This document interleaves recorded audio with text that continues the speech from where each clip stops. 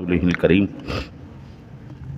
اما بعد فاعوذ بالله من الشيطان الرجيم بسم الله الرحمن الرحيم وعن ابي هريرة قال قال رسول الله صلى الله عليه وسلم من عاد مريضا نادى مناد من السماء طبت وطاب ممشاك وتبوأت من الجنة منزلا رواہ ابن ماجہ۔ حضرت ابو ہریرہ رضی اللہ تعالیٰ عنہ فرماتے ہیں کہ نبی اکرم صلی اللہ علیہ وسلم نے ارشاد فرمایا، جو بیمار کی بیمار پرسی کرنے کے لیے جائے تو آسمان سے پکارنے والا پکارتا ہے، تو اچھا، تیرا چلنا اچھا، تو نے جنت میں گھر کر لیا۔ بیمار کی بیمار پرسی کرنے والے کو اللہ تعالیٰ یہ عطا فرماتا ہے کہ فرشتے بھی اس کے لیے دعائیں کرتے۔ وعن عطاء بن ابی رباح قال قال لابن عباس الا اریک امرأة من اہل الجنة قلت بلا قال هذه امرأة سوداء اتت النبي صلى الله عليه وسلم فقالت يا رسول الله صلى الله عليه وسلم اني اسرع واني اتكشف فادعو الله فقال ان شئت صبرت ولك الجنة وان شئت دعوت الله ان يعافيك فقالت اصبر فقالت اني اتكشف فادعو الله اللہ اتکشف فدعا لها متفق علیہ۔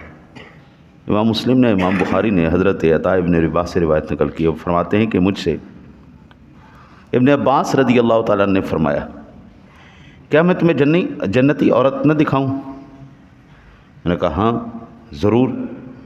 فرمایا یہ کالی عورت نبی اکرم صلی اللہ علیہ وسلم کے پاس آئی تھی اور عرض کیا تھا، یا رسول اللہ میں مرگی کی مریضہ ہوں، جب مجھے دورہ پڑتا ہے تو میں گر جاتی ہوں اور میرا سطر کھل جاتا ہے،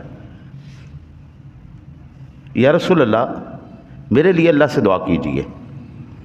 حضور نبی اکرم صلی اللہ علیہ وسلم نے ارشاد فرمایا، اگر تو چاہے تو صبر کر جا،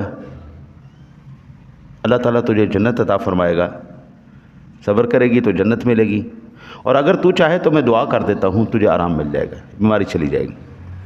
تو بولی یا رسول اللہ میں صبر کروں گی۔ پھر بولی یا رسول اللہ عورت ہوں،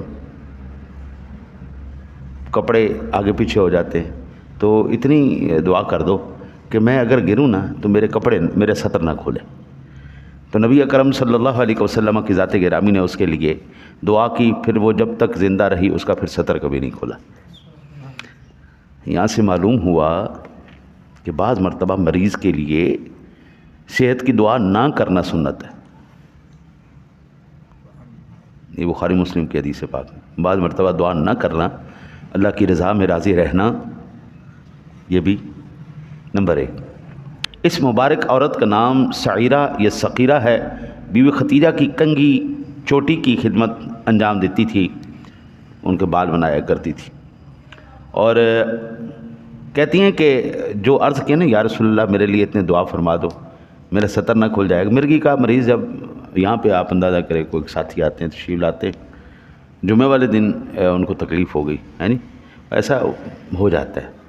میرے عزیز بھی ہیں، ان کو بھی وہ سڑک پہ جاتے ہوئے کہیں پر بھی نیند پوری نہ ہو، ایسے معاملات ان کے ساتھ بھی ایسا معاملات ہو جائیں۔ مرد تو ٹھیک ہے، مرد کے لیے اتنی پریشانی نہیں، لیکن عورت کے لیے زیادہ پریشانی کا سبب ہے۔ البتہ حضرت اب یہاں پر اندازہ کیجیے، یہ جو میں نے عرض کیا ہے کہ بعض مرتبہ مشکلات سے نجات کا سوال نہ کرنا سنت ہے، اس کی ایک مثال میں آپ کو عرض کر دوں۔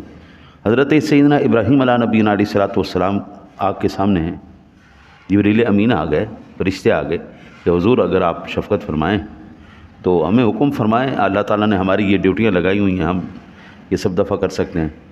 ہم نے پھر چلو مجھے تمہاری کوئی ضرورت نہیں۔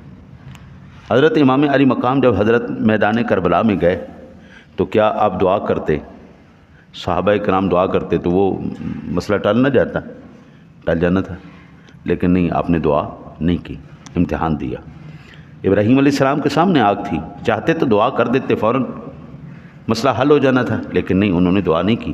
امام علی مقام اہل بیت اطہار کے افراد میں سے ہیں، وہ چاہتے، ان کے اہل خانہ چاہتے، صحابہ چاہتے، دعا کر دیتے، بلکہ جناب رسالت مآب صلی اللہ علیہ وسلم کی ذات گرامی نے خود بشارت دی تھی کہ میرے بیٹے کو اس مقام پر شہید کیا جائے گا، یہ اس جو ہے وہ جگہ کی مٹی ہے، اب حضور نبی اکرم صلی اللہ علیہ وسلم نے یہ نہیں کہا تھا کہ یا اللہ اس کی یہ جو مصیبت اور آزمائش ہے وہ ٹل جائے. خاندانی لوگ نا جی کبھی بھی مشکلات سے گھبراتے نہیں ہیں، اور انبیاء سے بڑا خاندانی کوئی نہیں، اور ان کے خاندان سے بڑا خاندانی کوئی نہیں. انبیاء بھی خاندانی اور ان کے اہل بیت بھی خاندان نہیں، اس سے بڑا کوئی نہیں. تو پھر اگر وہی گھبرا گئے، ہم جیسے بے نسلے تو پھر رہ گئے نا. وہ پھر استقامت کا پہاڑ بن کے آزمائشوں میں سے گزر کے دکھاتے ہیں کہ یہ دیکھو ہم گزرنے اور تم نے ہمارے نقش قدم پر چلنا ہے. حضور نبی اکرم صلی اللہ علیہ وسلم نے ہمیں فرمایا وہ فقر نہ مانگا کرو، تمہاری اوقات نہیں ہے، تم لوگ فقر نہیں برداشت کر سکتے. فقر صرف آزمائش صرف اللہ والوں کی شان ہے. بس ہمیں تو ہلکا سا بخار چڑھے تو ہم کہتے ہیں یا اللہ پتہ نہیں کیڑے گناہ دی سزا دے دیتی. اس لیے دعا یہ کرو اللہ تعالیٰ اپنے حبیب کا صدقہ ہمیشہ زندگی میں ہمیں استقامت عطا فرمائے، ہمیں حوصلہ عطا فرمائے، ہم پر رحم اور کرم کے دروازے کھول دے. اللہ سے دعا اللہ آپ کو مجھے عمل کی توفیق عطا فرمائے.